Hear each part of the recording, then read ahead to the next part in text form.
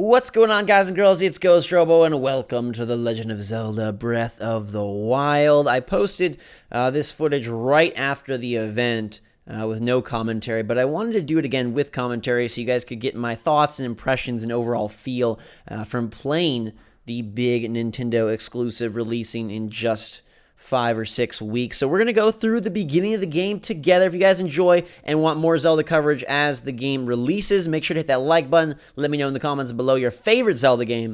And without further ado, let's begin the greatest, latest, and hopefully best Zelda yet.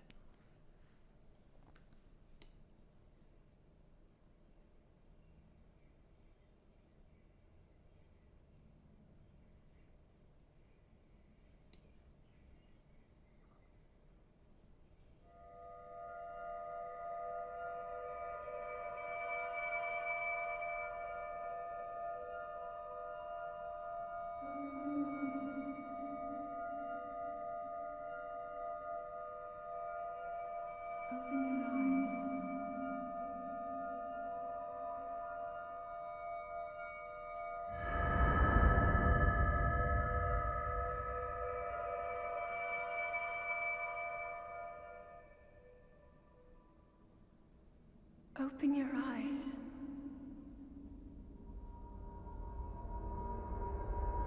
Open your eyes.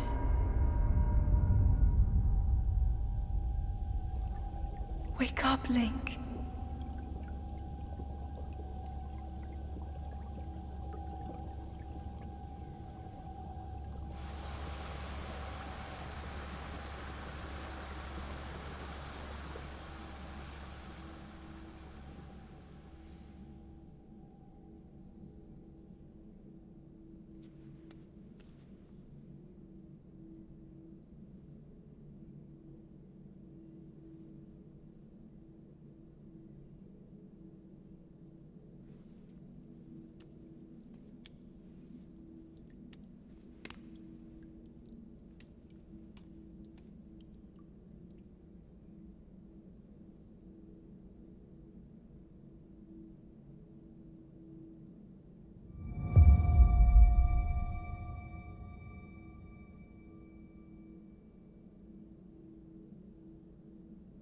And then you're just in, and you're playing Switch, and you're having a blast, and the game looks amazing. I did play this on Switch. This is Switch footage here. I played with the Joy-Cons. I played on the grip. I played with the Joy-Cons directly on the tablet in handheld mode. And it is a glorious experience, both playing the Switch and playing Zelda.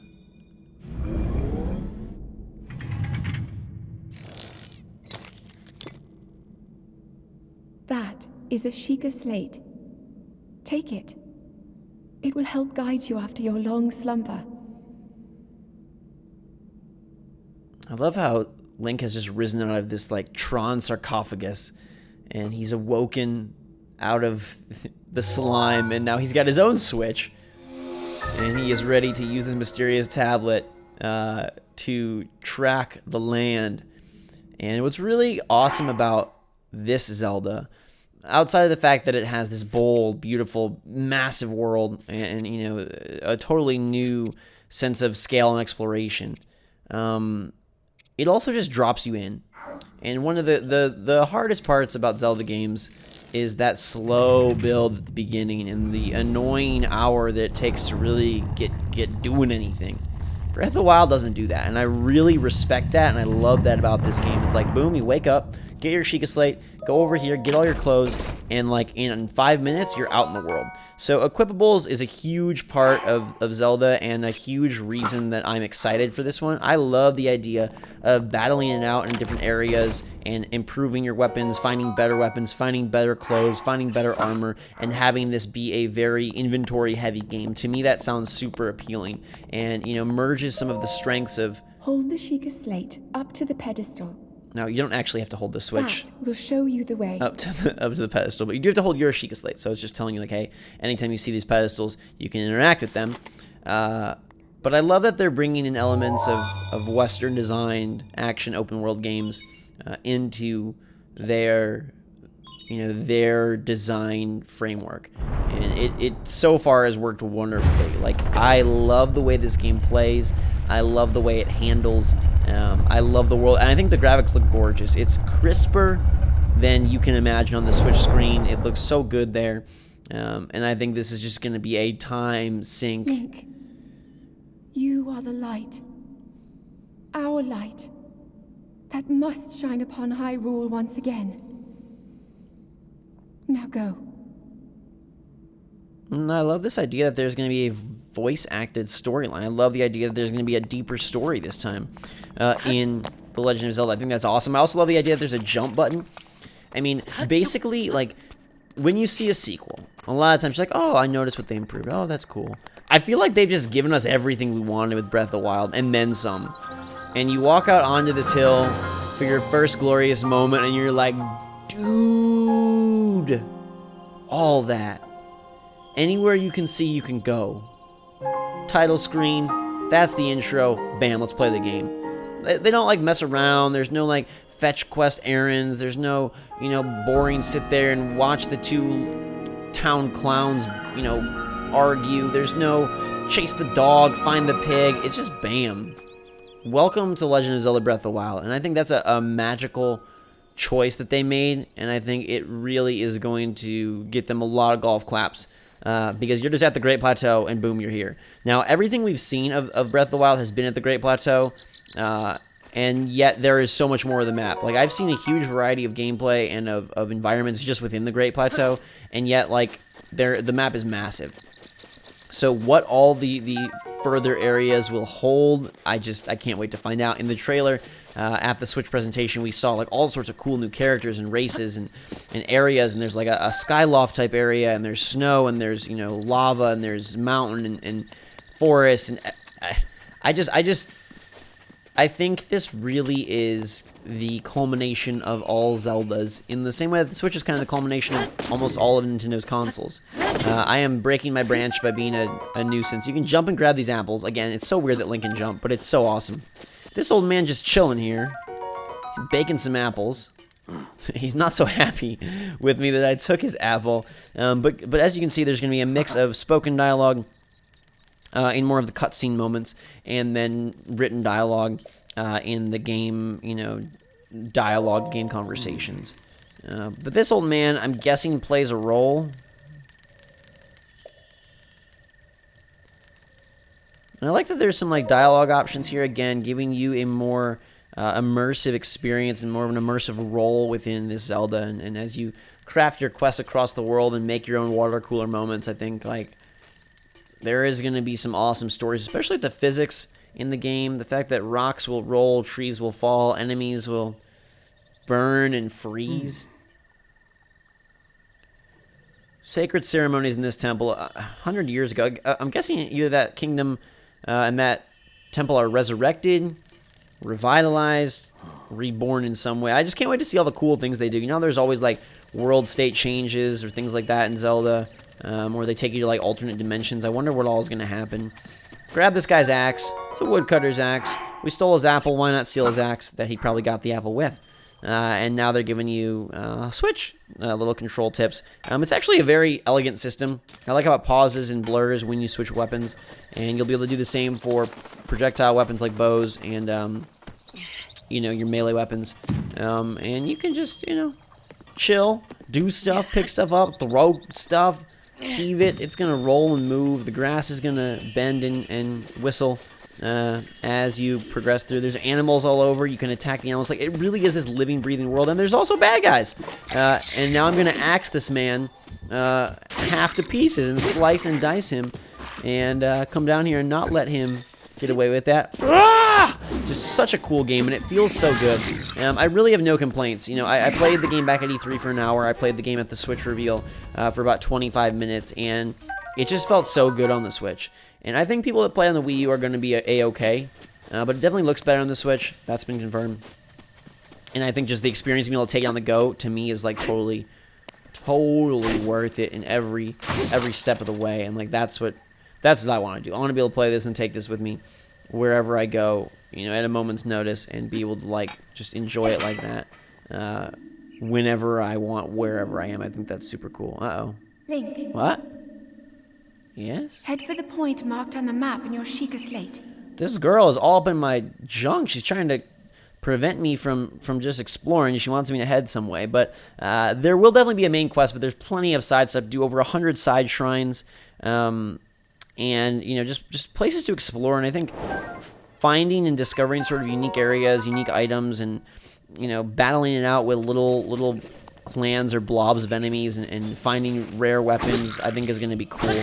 I'm curious to know if any of it is procedural or if it's all preset. Like, I have to imagine some of it is randomized. I wonder if there is any RNG to the loot you get out of chests or anything, or if it all is predetermined. But I have to imagine there is some RNG there. So there we go. We got a club now. I also can whistle. Eventually use that to get horses, and Epona is in the game, but you can also recruit basically and register other horses to trapeze around this massive environment with you. And you really can run anywhere you can see. So that, like, volcano, you're going to get there. It's just going to take a while. Now, the only, like, to me, it's not a complaint because it didn't even bother me. But I've heard people talk about, like, is the world really this empty? And some people think that when you actually play the game, it won't be, but they've kind of made it more empty just to facilitate demos. You can also sneak, which is genius. I love freaking third-person stealth, so this is a dream come true. But yeah, there may be some blank areas, but to me, like, I don't know, there's enough going on that you can do stuff like that and then have a blast. Took those guys out, almost killed myself, but grabbed another club as I wandered some horns and a fang, basically just taking Bokoblin, pieces of their body, and I'm eating apples. You can eat food. It really just feels like the Zelda, and I know that's weird to say, but you know they have made comparisons to Legend of Zelda, the original, so why not? If this game is just called The Legend of Zelda again, that'd be okay with me. I just love every which way they're headed, and you know I've been a big fan of Nintendo and Zelda for a long time, and to me this is the most excited I've been about a Nintendo game in as far as I can remember. Now, I'm in this little hideout here. There's a weapon. That was a bad throw. These barrels will break if I throw them at other barrels, or if that guy just takes out my calves like a jerk, I'll die. But we get a game over, and it's actually pretty quick. You can load back in real fast. This is all, like, you know, real time right here. So this is exactly what happens if you have the game and you're playing on Switch. They may speed it up in like a you know, pre-launch patch or a post-launch patch, or I don't know, something right in the final moments. But as of right now, I think it's pretty fine. You die, and before you know it, you're back in the world, and it just respawns you close to where you were, which is nice. The checkpointing seems good. You'll notice you got a sound meter. That's the purple meter by your map, and then you also have a temperature meter that will gauge how hot or cold Link is during his adventure. This guy here is causing a lot of ruckus, so I'm like, dude, get down. Stop blowing your horn. Freaking Bo Peep is not around to impress. This is Woody's territory. There's a snake in your boots. And now I have a bow. I have no arrows, but I have a bow. The bow and arrow is sick because you can jump and midair go slow-mo and fire your bow and arrow. You can also do it off the glider that you've seen. So I like the combat variety and flexibility. I'm sure once you start getting abilities and different arrows and all sorts of stuff, it's going to be real cool to sort of mix and match your combat to the enemies you come across. And hopefully, like, I hope there's like arena-style battles with different factions of enemies all at once. So you have to like mix up your tactics, or they start battling each other. And they kind of hinted that that would be a thing at the event I was at. They wouldn't confirm or deny it, but they kind of hinted that there may be some like inter-enemy faction battles going on, which I think would be super sexy. And I'd love to see. So we take this guy out. Almost. He's got a spiked club, which is going to go from 3 to 12, so this is a huge upgrade for us. And Link is like a wielder of all weapons, so he doesn't care that it's like a heavier weapon. I also really like the music in this situation because it feels like I'm in like a circus battling against a bunch of clowns, and they kind of look like clowns, so these pig people need to be put out of their misery. Good night, good luck, thank you for the bow. I got another bow. So that unlocks this chest. You cannot sneak in and just grab said chest, so you do have to beat them. And then we'll get fire arrows. And now we can actually fire some of them, which is cool, because bow and arrow is like my go-to weapon as I run into those barrels like a buffoon. Let's get out of here, and let's head towards the marker on our map. Sheikah Slate says go. I say how fast, and I do it, I guess. That's what we do. I'm curious to see how this like futuristic tech kind of blends in with the ancient realm of Hyrule, and where it all comes from, where it originates from, where Link has come from, why he emerged out of this cryo sleep or whatnot to save the world yet again. I'm curious how that all goes. We got these guys here. Fire arrow with a super sexy sound effect and a super sexy visual effect as it gets all drawn and kaboom. If you hit enemies in the head, it's critical hit, 2-time damage that I love. Again, this is my kind of game because it's an open world adventure, but it has action and skill driven combat. No turn-based, no VATS. It's just like blah blah, all about what you can do. You can light guys on fire, you can light grass on fire. You can do stuff like that. You can burn people, you can be ruthless. You can grab swords. It's worse than my spiked bat, but my spiked bat will die. These weapons seem to wear thin very quickly, and I'm sure weapons purchased in towns or eventually Master Sword or whatnot will probably be of a lot more, they'll have a lot more life to them, at least I hope. But as of what I've played, you go through weapons super quickly, so you're going to be you're constantly going to need to be switching them up and innovating and expanding your arsenal. So down goes Sheikah Slate, aka Switch, into the pedestal. And the tower is now activated. This is a lookout point. It helps open the map, and it's a good way to get to know the surrounding area. Please watch for falling rocks. I love how there's this little warning here. No, got a good sense of humor.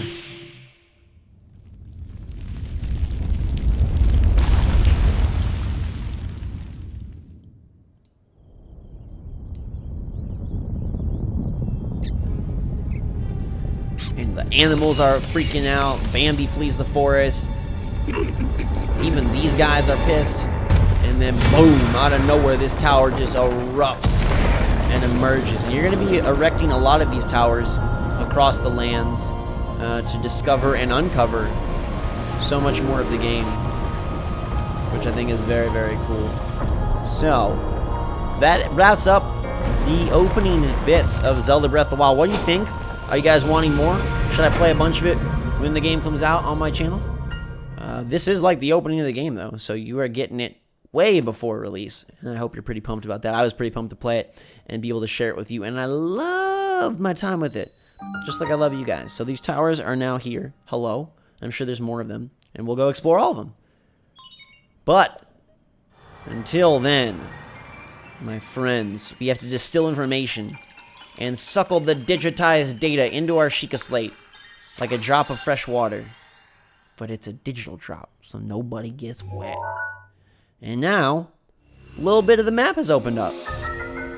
And you'll see that the map is freaking huge, because that's where we are. That's a pretty big regional area.